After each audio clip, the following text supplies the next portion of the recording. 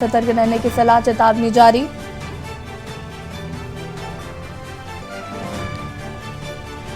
प्रदेश में पिछले 3 दिन से हो रही बारिश और ओलावृष्टि ने किसानों की परेशानी बढ़ा दी है। सीएम धामी ने नुकसान का आकलन करने के दिए निर्देश।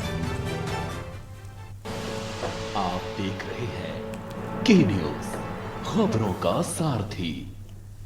नमस्कार, खबर उत्तराखंड में आप सभी का स्वागत है। मैं हूं आपके साथी यशी शुक्ला। रुड़की से खबर आपको बता देते हैं, जहां पर तेज रफ्तार कार डिवाइडर से टकराई। हादसे में एक युवक की मौत हो गई है, कई लोग घायल बताए जा रहे हैं। दिल्ली से जा रहे थे हरिद्वार कार सवार। पुलिस ने मृतक को पोस्टमार्टम के लिए भेजा। दिल्ली हरिद्वार हाईवे बना खूनी हाईवे। मंगलौर एसबीआई बैंक के सामने हुआ हादसा। तेज रफ्तार कार डिवाइडर से टकराई। हादसे में एक युवक की मौत, कई लोग घायल बताए जा रहे हैं, जिन्हें अस्पताल में भर्ती कराया है। पुलिस ने मृतक को पोस्टमार्टम के लिए भेजा।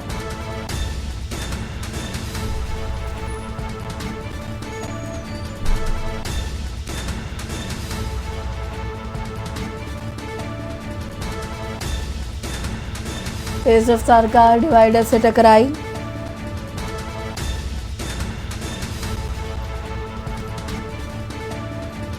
हादसे में एक युवक की मौत, कई लोग घायल बताए जा रहे हैं।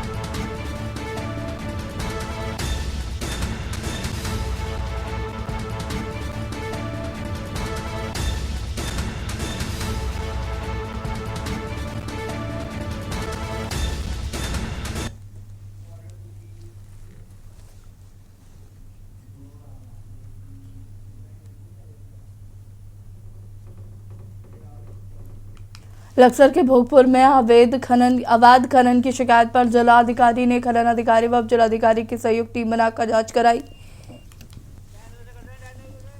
जांच के 5 स्टोन क्रशर में अवैध भंडारण पाया गया है और सीज करते हुए जुर्माने की कार्रवाई की गई है। जिले में अवैध खनन पर रोक लगी है, उसके बावजूद भी खनन माफिया अवैध खनन को लगातार अंजाम दे रहे हैं।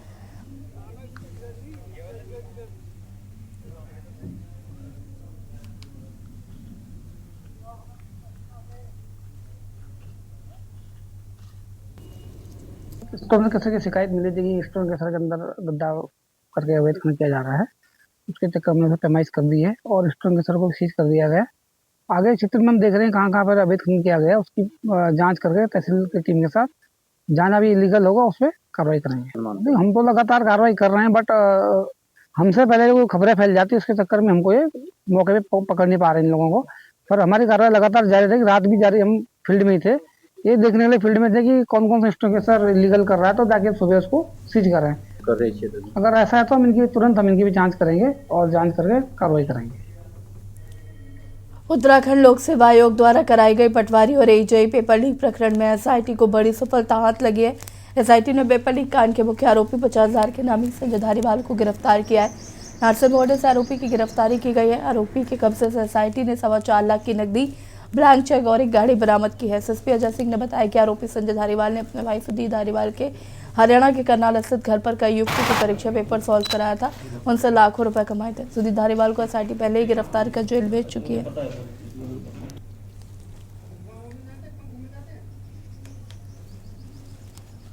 एसआईटी द्वारा एजेई परीक्षा प्रकरण और पटवारी परीक्षा लीक में विवेचना की जा रही थी, जिसमें पूर्व में 37 अभियुक्त दोनों मामलों में गिरफ्तार हो चुके हैं। इसमें एक मेन षड्यंत्रकारी जो अभी तक वांटेड चला से 50,000 का इनाम आईजी गढ़वाल महोदय द्वारा संजय धारीवाल पर घोषित किया गया था, इसकी गिरफ्तारी नारसन क्षेत्र से की गई है। साथ ही साथ यह एजेई परीक्षा में करनाल स्थित कुछ छात्रों को ले जाकर वहाँ पर अपने भाई के फ्लैट पर जो है वहाँ पर नकल कराने की बात भी साक्ष्यों में आई है, जिसके आधार पर वहाँ टीम ने जाकर पूरी जांच करी है। इसमें 4,25,000 रुपये कैश भी बरामद हुआ है, जो उसी परीक्षाओं में परीक्षार्थियों द्वारा लिया गया था। कुछ दस्तावेजी साक्ष्य मिले हैं और ब्लैंक चेक भी मिले हैं, जो परीक्षार्थियों द्वारा गारंटी के तौर पर दिए गए थे। अभियुक्त को गिरफ्तार करके माननीय न्यायालय में पेश किया जा रहा है। उत्तराखंड की खबरों का रुख करें उससे पहले उत्तर प्रदेश के लखनऊ से आपको खबर बता देते हैं। सभी 75 जिलों के जिलाध्यक्ष बैठक में शामिल। बसपा की बड़ी बैठक आयोजित हुई है। बसपा की बड़ी बैठक आयोजित। बैठक में निकाय चुनाव की रणनीति पर चर्चा की जा रही है।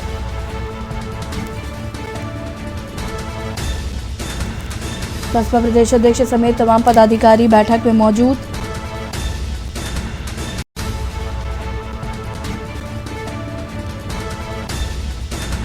बसपा की निकाय चुनाव को लेकर बड़ी बैठक। और इसी खबर पर ज्यादा जानकारी के लिए संवाददाता ज़ुएब आलम हमारे साथ जुड़ चुके हैं। ज़ुएब, क्या कुछ जानकारी है? भारतीय जनता माफ कीजिएगा बसपा की जो बैठक हो रही है जिसमें बसपा सुप्रीमो मायावती के सामने प्रेजेंटेशन पेश की जा रही है। बिल्कुल, देखिए आपको बता दें कि विधायक चुनाव नजदीक है और सभी जो पार्टी है राजनीतिक दलों ने अपनी अपनी कमर कसना शुरू कर दी है। जमीनी स्तर से अपनी सीटों को कब्जाने की तैयारियां जो उसमें सब जुटे हुए हैं और निकाय चुनाव की तैयारी को लेकर आज बसपा की एक बड़ी बैठक हुई। इस बैठक में जो सभी जिला अध्यक्ष जो है वो शामिल हुए, इसके साथ ही प्रदेश अध्यक्ष भी शामिल रहे। तमाम जो पदाधिकारी हैं बसपा के वो यहाँ पर पहुंचे और बैठक में सब लोग मौजूद रहे। बैठक में जो निकाय चुनाव है उसके प्रत्याशियों को लेकर चर्चा रही कि किस तरह के प्रत्याशियों का चयन करना है, किनको टिकट देने हैं और कितने टिकट देने से पार्टी का फायदा होगा। इसके साथ ही क्या क्या अभियान चलाए जा रहे हैं पार्टी के द्वारा, जो गांव-गांव में अभियान चल रहे हैं, जमीनी स्तर पर क्या कुछ काम हो रहा है पार्टी की तरफ से, पार्टी कार्यकर्ताओं की तरफ से, इस सब का खुद मायावती ने ब्यौरा लिया, प्रेजेंटेशन ली सारे कार्यकर्ताओं से। और इस पर सतीश चंद्र मिश्रा के साथ साथ तमाम जो अधिकारी जो पदाधिकारी हैं वो मौजूद रहे। फिलहाल बैठक अभी चल रही है, समाप्त होने की कगार पर है, लेकिन लंबी बैठक के बाद में कुछ न कुछ मजबूत करने की, जमीनी स्तर पर बड़ा काम करने की कोशिश बसपा जुटी हुई है। और इस बार के निकाय चुनाव में देखने वाली बात होगी कि आपकी जो तैयारियां हैं बसपा की वो कितनी सफलता देती है। जी बिल्कुल, बहुत बहुत शुक्रिया आपका ज़ुएब तमाम जानकारी देने के लिए। और बता दें आपको कि यहाँ पर तमाम तैयारियां जो हैं वो की जा रही हैं चुनावों को लेकर। सभी राजनीतिक दल यहाँ पर अपनी अपनी तैयारियों में जुटे हुए हैं। और इसी बीच आपको हरदोई से खबर बता देते हैं। हरदोई से खबर, सड़क हादसे में 3 लोगों की मौत। हरदोई से खबर आपको बता रहे, जहां पर सड़क हादसे में 3 लोगों की मौत हो गई। अज्ञात वाहन ने बाइक सवारों को कुचला। बड़ी खबर आपको बता रहे हैं।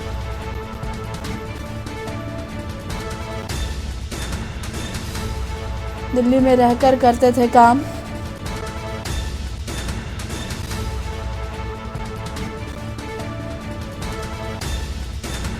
हरदोई से खबर,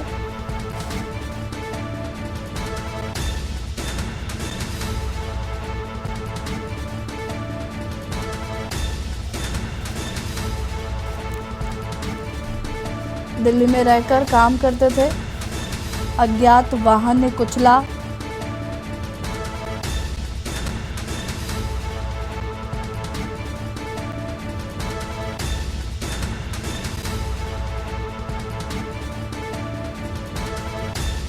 बड़ी खबर आपको बता रहे हैं।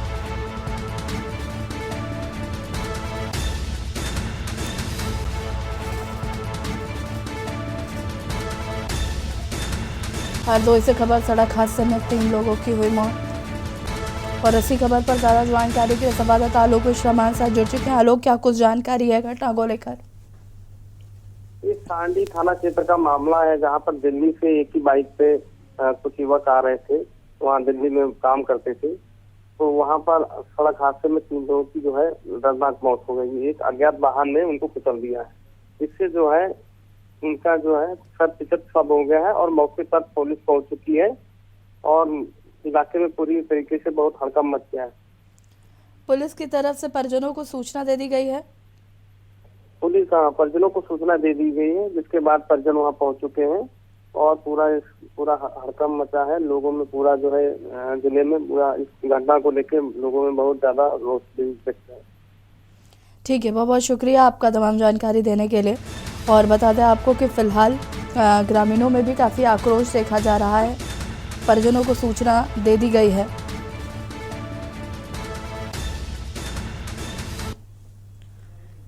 रामनगर विश्व प्रसिद्ध जिम कॉर्बेट नेशनल पार्क बाघों के संरक्षण के लिए देश विदेश में जाना जाता है। 1 अप्रैल 2023 को प्रोजेक्ट टाइगर को 50 वर्ष पूरे हुए। प्रोजेक्ट टाइगर की ही देन है कि कॉर्बेट पार्क में लगातार बढ़ा बाघों का कुनबा। वहीं आपको बता दें कि विश्व विख्यात Jim Corbett national park project tiger के मिशन को सार्थक साबित करता है। 2006 के बाद लगातार बाघों का कुनबा बढ़ा है। ये कहीं ना कहीं प्रोजेक्ट टाइगर की ही देन है। 2006 के बाद लगातार बाघ के कुनबे में वृद्धि हुई है। 50 वर्ष पूरे हो चुके हैं और कॉर्बेट प्रशासन 50 वर्ष पूरे होने की खुशी में कार्यक्रम आयोजित किया जा रहा है। प्रोजेक्ट टाइगर की शुरुआत सबसे पहले उत्तराखंड के कॉर्बेट टाइगर रिजर्व से हुई। 50 वर्ष पूर्व बाघों की घटती संख्या को लेकर प्रोजेक्ट टाइगर की शुरुआत की गई थी।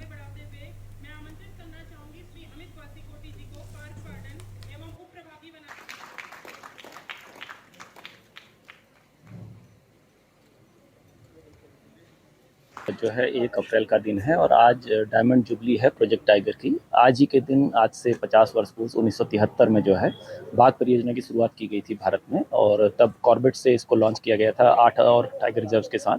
आज जो टाइगर रिजर्व की संख्या है वो 50 से अधिक हो चुकी है पूरे भारत में, और बाघ बचाने के लिए जो बाघ परियोजना शुरू की गई थी उसकी वजह से बाघों का जो है अस्तित्व बचा हुआ है, और आज उसकी डायमंड जुबली यहाँ पर कॉर्बेट के जो है तत्वाधान में आयोजित की जा रही है। देखिए, ये आज जो ये कार्यक्रम है, ये प्रोजेक्ट टाइगर के 50 वर्ष आज पूरे हुए हैं। 1973 में प्रोजेक्ट टाइगर यहीं रामनगर से ही लॉन्च हुआ था, डिकाला से, और उसके बाद इन 50 वर्षों में जो टाइगर की जो पॉपुलेशन है उसमें भी अच्छी बढ़ोतरी हुई है। ये एक कंजर्वेशन सक्सेस स्टोरी के रूप में सामने आई है।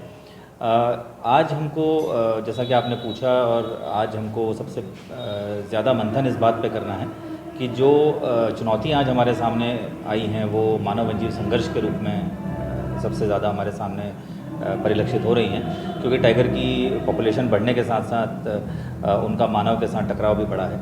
तो इसको किस प्रकार से हम नियंत्रित कर सकते हैं, किस प्रकार से इसका समाधान निकाल सकते हैं, इस बारे में चिंतन करने की आवश्यकता है। और इसी बीच आपको मसूरी से खबर बता देते हैं। मसूरी से खबर, मसूरी देहरादून मुख्य मार्ग पर शेरगढ़ी के पास हुआ हादसा। एक परिवहन निगम की बस अनियंत्रित होकर खाई में गिरी। सूचना मिलते ही प्रशासन, पुलिस मौके पर पहुंची। आईटीबीपी, अग्निशमन दल, 108 स्वास्थ्यकर्मी मौके पर मौजूद।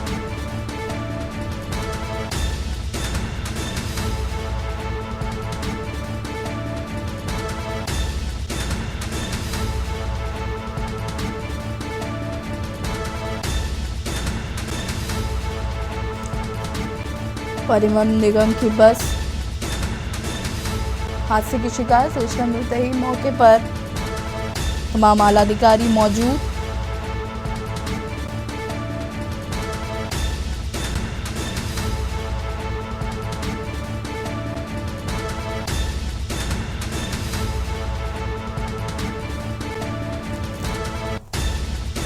आईटीबीपी, अग्निशमन दल, 108 स्वास्थ्य विभाग की टीमें मौके पर मौजूद।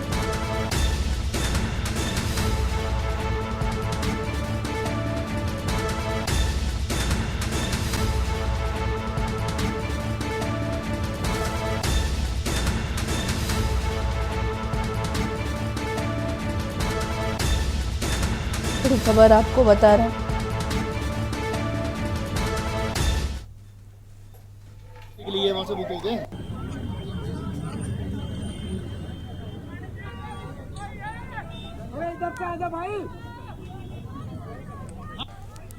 आईटीबीपी के जवान भी मौके पर मौजूद हैं। आपको बता दें कि तमाम यहाँ पर जो आला अधिकारी हैं वो भी यहाँ पर मौजूद हैं। और इसी खबर पर ज़्यादा जानकारी के लिए उत्तराखंड ब्यूरो चीफ राजेश वर्मा जी हमारे साथ जुड़ चुके हैं। राजेश जी, क्या कुछ जानकारी है इस घटना को लेकर? तो ये देखिए, अभी ये घटना है और ये घटना जो है पर ओवरब्रिज की जो बात है, की जो बात है, तो वो सबसे जो है खाई में गिर पड़ी है। और उसके साथ साथ उसमें बताया जा रहा है 35 लोग उससे सवार थे, और दूसरों से ये भी खबर आती है कि 3 लोगों से तो कहीं ना कहीं गंभीर और जो है वो मसूरी और देहरादून नेशनल हाईवे पे मसूरी से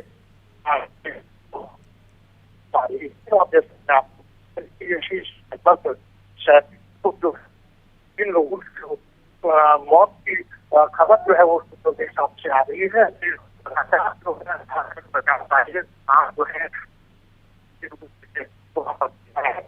स्थानीय लोगों ने वहाँ पर आके लोगों को निकाला है। साथ ही पुलिस के जवान है वो वहाँ पर तेजी से तैनात जो है वहाँ जो जो है मरीजों को ले आया जा रहा है। यहाँ जो है से जो जान बची है घायल है उनको निकालने का प्रयास है वो लगातार जा रहा है। वो कहा जाए क्या दुखदायी साबित होता नजर आ रहा है। जिस तरीके से ये बस नियंत्रण होकर के गहरी खाई में गिरी है, बड़ी संख्या में लोग इसमें जो है मौजूद थे, 37 लोग, जैसे मैंने आपको बताया। और कहीं ना कहीं खबर ये भी आ रही है कि 3 लोगों की जो है वो मौके पे मौत हो चुकी है। लगातार बचाव एवं राहत कार्य जो है वो लगातार युद्ध स्तर पर जारी है। जी, बहुत बहुत शुक्रिया आपका तमाम जानकारी देने के लिए। और बता दें आपको कि यह हादसा हुआ है। फिलहाल आईटीबीपी के जो तमाम जवान हैं वो मौके पर मौजूद हैं। लोगों को बाहर निकालने की कोशिश की जा रही है।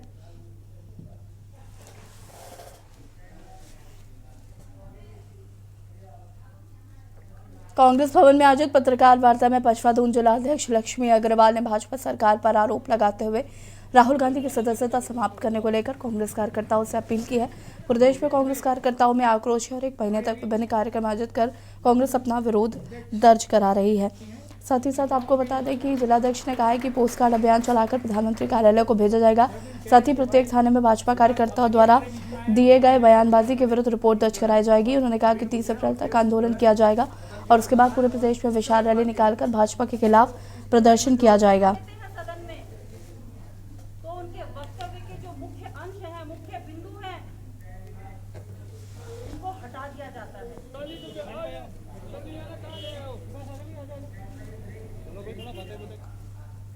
और यहाँ रुकें छोटे से ब्रेक के लिए, जो हाजिर होता है।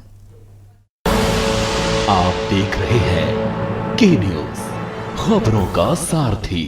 ब्रेक के बाद एक बार फिर से आप सभी का स्वागत है। हल्द्वानी कुमाऊं कमिश्नर दीपक रावत के जनता दरबार में लगातार फरियादों की भीड़ बढ़ती जा रही है।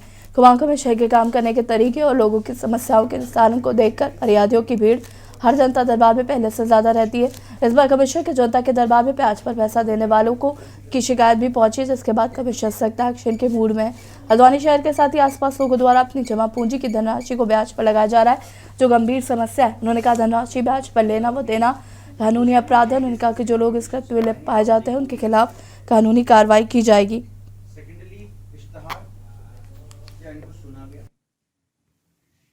क्या इनको सुना गया दाखिल के वक्त इश्तहार के माध्यम से जो जाता है प्रोसेस क्यों लगा रामगढ़ मुक्तेश्वर में जगह इस तरह की रिपोर्ट्स पटवारी लोग लगा रहे हैं नाम शुना। मैं शिकायतकर्ताओं से मिला हूँ। कुछ मामले तो तहसील के थे। एक गहना का मामला था जहाँ पे कोई ज़मीन थी जो किसी एक व्यक्ति की थी, उस पर आज कोई और बैठा हुआ है। पूर्व में जो दाखा हुआ था वो बदल दिया गया है तमने के आधार पर, जिसमें मुझे लगता है कि जो होमवर्क होना था वो तहसील की ओर से नहीं हुआ। का स्पष्टीकरण भी मांगा गया, उनसे अपील करने के लिए भी उनसे कहा गया है। इसी तरह रानीखेत से भी इस तरह से एक म्यूटेशन का मामला था। कुछ एक लैंड फ्रॉड के मामले आए हैं। कुछ एक हल्द्वानी में जो अक्सर मामले रहते हैं, जो हम गलत तरीके से कहीं से पैसा उधार ले लेते हैं, जो इलीगल है उसको देना भी इलीगल है, लेना भी इलीगल है, उसके भी कुछ मामले मेरे पास आए हैं। तो इसमें जो लैंड वाले हैं तो हम लैंड फ्रॉड कमेटी में रखते हैं जहाँ पे लैंड फ्रॉड का मामला बनता है।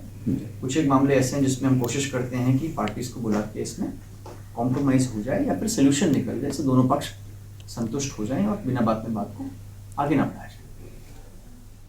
कल से नया वित्तीय वर्ष शुरू हो गया है। ये नया वित्तीय वर्ष आमजन के लिए महंगाई का बोझ पड़कर आया है। उत्तराखंड में एक तरफ जहां आज से बिजली, पानी, टोल टैक्स, कूड़ा उठान के लिए यूजर चार्ज तक महंगा हो गया, तो दूसरी तरफ उत्तराखंड में शराब सस्ती हो गई है। सरकार का तर्क है कि तस्करी को रोकने के लिए सरकार ने शराब के दामों को कम किया है। एक तरफ जहां सरकार शराब सस्ती करने के पीछे तस्करी को रोकने की वजह बता रही, तो दूसरी तरफ उत्तराखंड में शराब तस्करी रुक नहीं रही है। बड़े पैमाने पर शराब की तस्करी पहाड़ से लेकर मैदान तक जारी है, जहां शराब तस्कर एम्बुलेंस से शराब की तस्करी कर रहे थे। महिला को मरीज बनाकर शराब की तस्करी की जा रही थी। इसी तरह से कोई डिलीवरी बॉय तो कोई महिला शराब की तस्करी करते हुए पकड़ी जा रही। ऐसा है कि कल रात 12:30 बजे के लगभग रानी पोखरी थाने अपने थाना गेट के सामने बैरियर लगा के चेक कर रहे थे वाहनों की जी। उस समय एक एम्बुलेंस जो है, एक ओमनी जो एम्बुलेंस है UK04 के 1463, इसमें ये एम्बुलेंस रानी बजाते आ रही थी। इनको शक हुआ जब रोड खाली है, कोई ट्रैफिक है नहीं, बहुत कम ट्रैफिक है, साइन बजाने का कोई मतलब है नहीं, तो उनको शक के आधार पर उन्होंने एम्बुलेंस को रोका। रोकने पर जो है एक महिला शराब की 20 पेटियों के ऊपर लेटी हुई थी, उसको चादर बिछा करके लेटी हुई थी। और जब चेक किया तो वास्तव में इसमें शराब मिली, देसी शराब है। और ये देहरादून से जो है रानीपुर के क्षेत्र के आगे उस क्षेत्र में जो है बेचने जा रहे थे। इसमें 4 अभियुक्त हैं।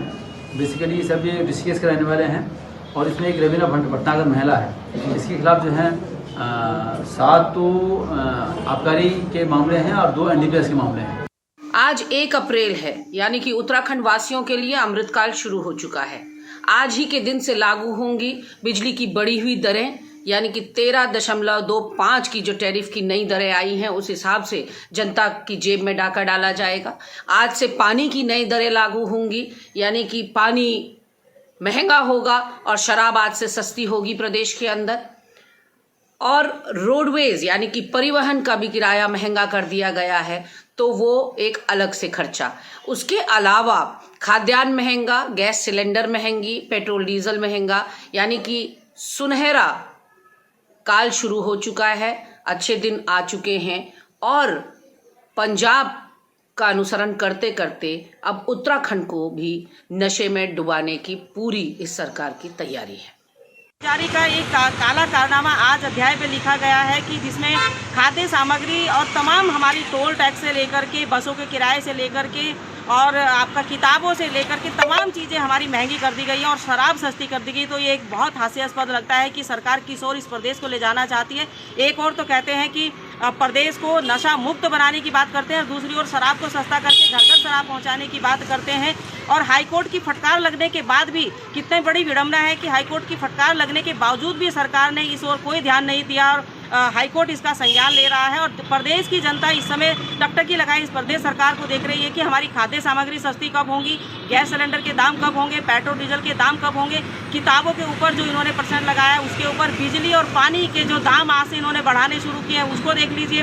गूगल के ऊपर भी जो पेटीएम करेगा उसके ऊपर भी 1.1 जो है टैक्स लगेगा। तो इस प्रदेश को इस प्रदेश की जो सरकार है वो कहाँ ले जाना चाहती है? धामी सरकार को इस वक्त इस प्रदेश की जनता की कोई चिंता नहीं है। कि हमारी सरकार ने, अगर आप देखें तो उज्ज्वला गैस के कनेक्शन के तहत बिल्कुल फ्री जो है गैस कनेक्शन भी दिए हैं। साथ में मुफ्त राशन हम पूरे जो है वो दी जा रही है।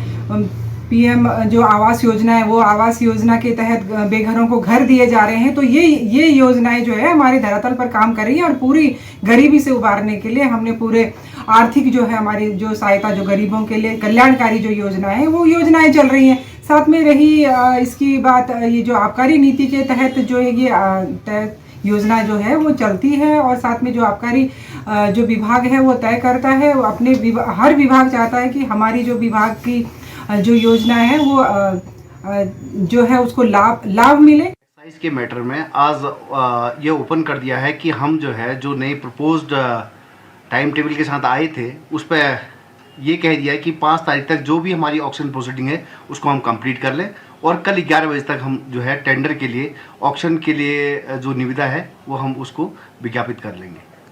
चूँकि स्टेटस को होने से हमें थोड़ी तकलीफ तो हो गई थी कि हमें एक रेवेन्यू का बहुत 11 करोड़ रुपए पर डे का लगभग नुकसान होने की संभावनाएं थी।